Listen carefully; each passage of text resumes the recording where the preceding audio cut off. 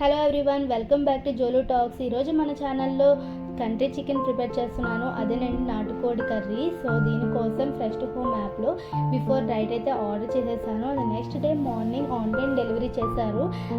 And ఇక్కడైతే నేను check చేస్తున్నాను ఎంత ఫ్రెష్గా ఉన్నాయని చెప్పి. వీళ్ళైతే టర్మరిక్ పౌడర్ కూడా యాడ్ చేసి కర్రీకి కావాల్సిన పీసెస్ అయితే కట్ చేసి సెండ్ చేశారు. చాలా ఫ్రెష్గా ఉన్నాయి పీసెస్ కూడా.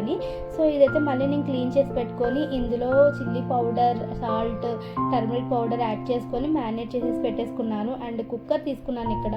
సో ఇందులో ఆయిల్ యాడ్ చేసుకొని onions, chillies and tomatoes and also నేను ప్రిపేర్ చేసి పెట్టుకున్న ginger garlic paste and masala paste ఇవి యాడ్ చేసుకున్నాను. ఇందులోనే కొంచెం టర్మరిక్ పౌడర్ అండ్ సాల్ట్ కూడా యాడ్ చేసుకొని బాగా ఫ్రై చేసుకుంటున్నాను.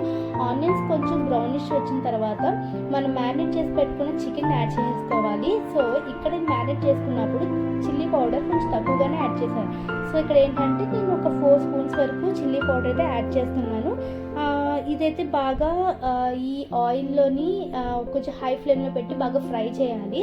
వన్స్ ఫ్రై చేసిన తర్వాత వాటర్ అయితే యాడ్ చేసుకొని కుక్కర్ క్లోజ్ చేసుకొని 4 విజిల్స్ వచ్చే వరకు లీవ్ చేసేసేయాలి. యాక్చువల్గా అయితే నేనైతే నార్మల్ చికెన్నే ఎక్కువగా తింటాను. ఈ చికెన్ అసలు తినను నేను. బట్ ఏంటంటే ఇది కొంచెం స్పెషల్గా చేయాలనిపించి చేశాను. సో ఈ రెసిపీ మీ అందరికీ షేర్ చేద్దామని రికార్డ్ చేసి అప్లోడ్ చేస్తున్నాను. అండ్ ఆల్సో చాలామంది everyone is watching my video but subscribe చేసుకోవడం మర్చిపోతున్నారు. So do like, share, subscribe. మనకి ఇక్కడ 4 విజిల్స్ అయితే కంప్లీట్ అయిపోయినాయి. చికెన్ అయితే ఇలా ఉడికిందనమాట.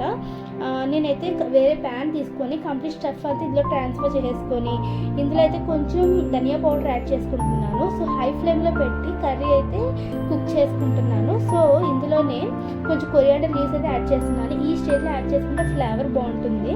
సో ఇక్కడైతే ఆయిల్ కూడా సెపరేట్ అవుతుంది. మన కర్రీ ఆల్మోస్ట్ రెడీ అయిపోతుంది. కర్రీ అయితే రెడీ అయిపోయింది. గార్నిష్కి మళ్ళీ కూడా యాడ్ చేసుకున్నాను. సో మీకు కనుక ఈ రెసిపీ నచ్చినట్లయితే ఒకసారి మీరు కూడా ట్రై చేయండి. సో ట్రై చేసిన తర్వాత కమెంట్ చేయండి నాకు. And thank you for watching my video. Do like, share, subscribe.